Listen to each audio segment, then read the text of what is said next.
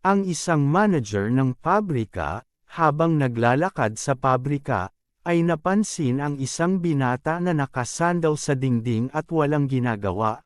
Nilapitan niya ito at mahinahong sinabi sa kanya, "Magkano ang sweldo mo?" Ang binata ay kalmado at nagulat sa personal na tanong at sinagot ang humigit kumulang $500 sa isang buwan. "Ginoo." Inilabas ng manager ang kanyang wallet at kumuha ng $500 na cash at ibinigay ito sa binata. Pagkatapos ay sinabi niya sa kanya, "Nagbabayad ako ng mga tao. Nandito sila para magtrabaho, hindi para tumayo. Ngayon ito ang buwan ng sweldo mo ng maaga. Lumabas ka at huwag nang bumalik."